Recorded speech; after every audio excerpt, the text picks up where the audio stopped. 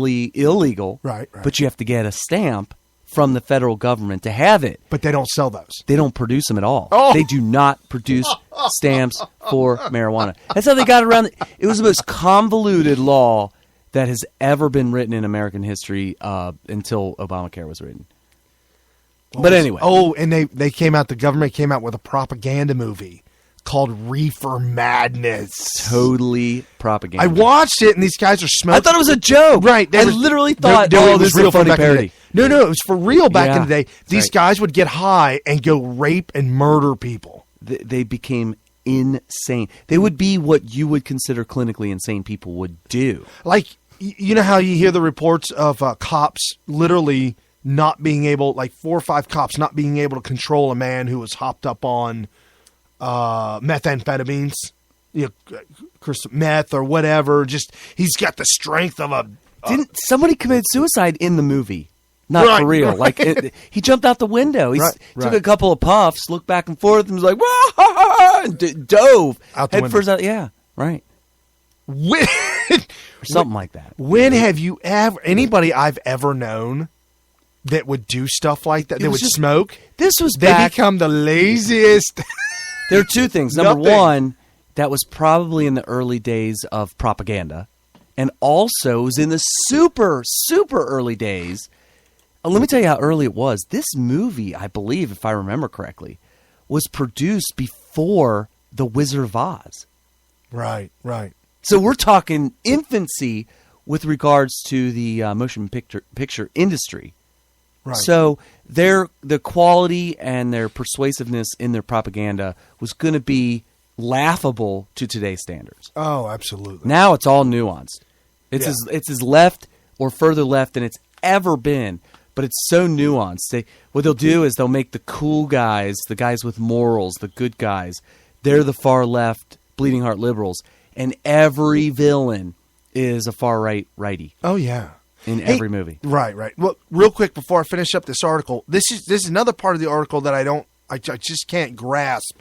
Apparently, this guy's constitutional rights are being trampled and violated everywhere. 1, no, you can't get in my car. 2, well, you can if he allows them. Did he allow them? Apparently, yeah. Well, then they're allowed and he to. told him he's got guns at his house. Well, yeah, but he didn't have to say that. And 1, he didn't have to say it. 5th Amendment, you don't need to perjure yourself. But if he says it, that's not illegal. And then 4th Amendment, the right to search and seize. What are they doing going into his house? Well, let me play devil's advocate real quick for the cops. Before they went into his house. They removed 4 guns. He probably allowed them. Hold on, here's the article. 2 of which were loaded. Oh, my G. They also removed a large amount of ammunition and supplies to manufacture ammunition. Supplies to manufacture ammunition. So I see the picture, and they have less than a dozen boxes of ammo. That's it? Yeah, look. It's just... Journalists are such liars. Okay. They are such liars. So he was charged with 4... Why would the cops need to take his bullets? I don't get that. Because he might be able to put them on the ground and hit it with a hammer. Yeah, like they did in, was it Bugs Bunny or something? Yes. So he was charged with 4 weapons possession counts, as well as failure to surrender firearms as ordered following his assault bust. Okay, so let me ask you this, Brian. Should there be an asterisk or restrictions on the Second Amendment for people who are mentally... Absolutely. Okay. If you are qualified as mentally unstable, okay, that means it's somebody, I would say that would be somebody who can't hold down a full-time job. Well, they can't take care of themselves by themselves. Correct. However, if you're a little scared, you're a little skittish, you're a little weird, everybody's a little weird. Okay? Just look at all the people that you're around every day. Yeah.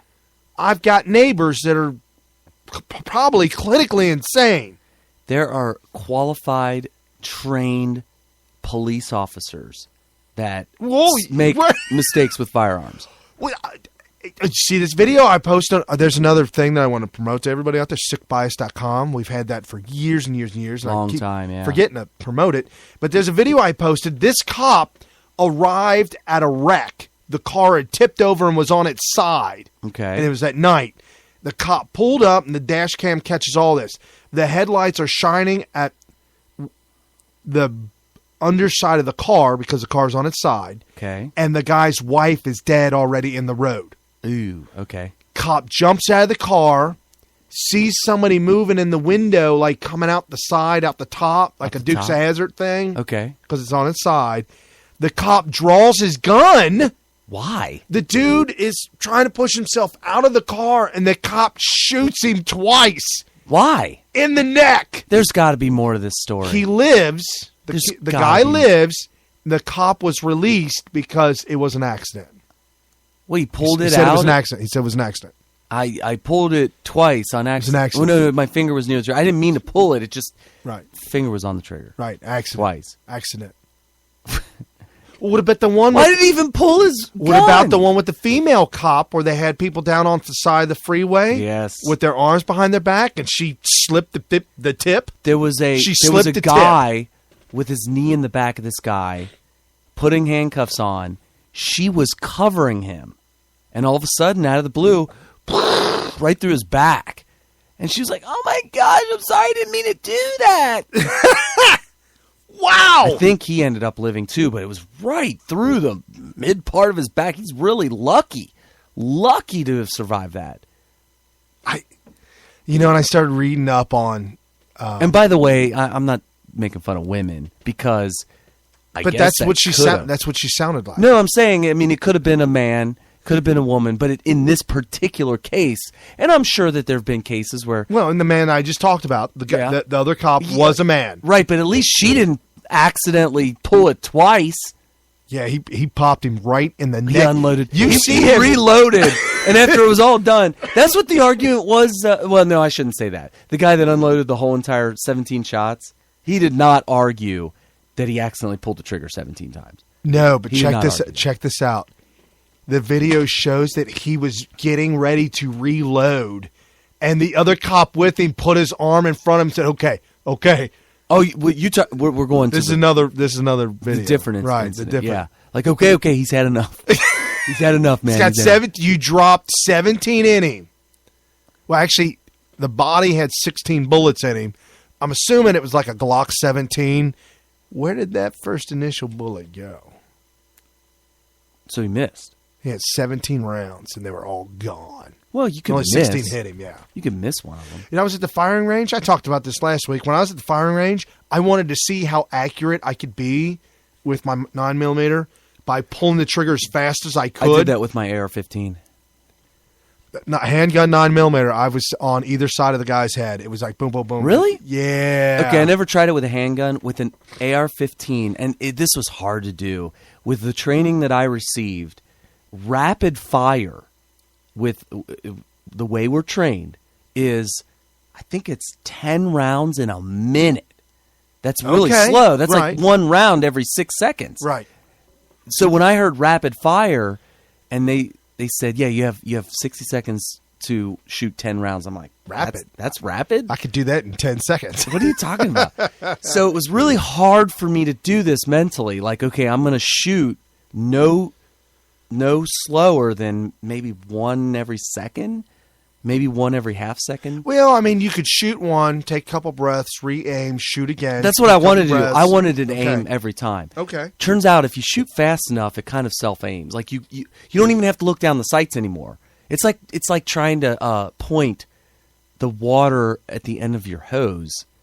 It's coming out. Right. And that's how it is with a machine gun, by the way. You do not need sights with a machine gun because you can see where the rounds are hitting. Right. So it's like trying to spray something. You do not have sights on the end of your hose, on your nozzle. Don't need them, right. Right. You just spray somebody. If you miss somebody with a hose, you move the hose until you're hitting them. Right. It's exactly how a machine gun works. Well, when I was... I was going to get to the AR-15. Yeah. Turns out, because of its long barrel, it's on your shoulder, right. A lot more stability. Right. You'd be surprised at how accurate it is when you're shooting probably about one every second or maybe slightly less. Now, there are a couple of different ways. There's another way that I'd gone through a training class where they would shoot a handgun, and you really got to get into this. It's hard to just show you, but the handgun is actually on your chest, and you're shooting to the side of you. I've seen that before. And I'm like, man, I'm going to shoot my elbow. And they're like, no, because you're held in a triangle position, they call it. Mm-hmm. And as you fire, you have incredible stability and accuracy. I always wanted to be a primary marksmanship instructor because I could do it. Yeah, so if you do that, which I really enjoyed, if you shoot it like that, very, very accurate. And then you can also bring it up for a headshot, and then you can flip the gun around in your hand and go back the other way. Towards all the people waiting to use these. They're like waiting in line. I mean, like if you're in a zombie apocalypse and they're coming from left and right, and they're talking about you don't want the handgun pointed so far out away from you with your arms locked all the way out because somebody could take the gun from you if you're in close quarters. But zombies are pretty slow. They are. That's true. And they didn't talk about the slowness of the zombies. Well, yeah, but if there's so many of them, one might come out of left field. Right. Like really slow, like you see his hand reaching. Oh, wow. Slow motion. Oh, wow. Anyways. So, are we just going to go? You want to get into the debate? Yeah, so there was a debate this week. Actually, there were two of them. One was the Republican debate, which happened on, I think, Tuesday or something. And the other one was yesterday, which was the Democratic one. Of course, because of how popular conservatives are and how entertaining they are, we got to put it on prime time and get the most viewership possible so that we can sell the ad space for a premium. No, you don't know. Hillary's camp set that up. Set what up? Debbie Wasserman Schultz. We're talking about Tuesday's debate. Right. You're saying they did it on purpose to make more money. I'm saying the reason why they put the Democrat debate on Saturday. Oh, you're going to the Democrat. Yeah, I'm just saying just for money-wise or viewership-wise. They put it on Saturday night during an NFL football game. Not just any NFL football game. The one that nobody is going to miss. Right. So they put it on during that game because the head of the DNC, Debbie Wasserman Schultz, who did work with Hillary back in the day and is on point to make sure, damn Skippy, Hillary wins this one this time. So you're because saying it was stolen from her by Barack Hussein Obama, and so now, as soon as he was elected, they put Debbie as the head of DNC to make sure when Hillary's time comes around, okay, she scheduled that on Saturday so nobody watches. They don't want nobody to watch. Nobody watches in general, so let's put it on a time when nobody watches in general. In general, and reporters are claiming that they're in the closet. Who's in the closet? The whole debate process is in the closet. Are they going to come out of the closet? They're not coming out. They're not going to come out According of the closet? to Hillary, she's not coming out of the closet. She did. Wait. Whoa. She flip-flopped. Oh, so that's a whole different She's story. in and out of the closet.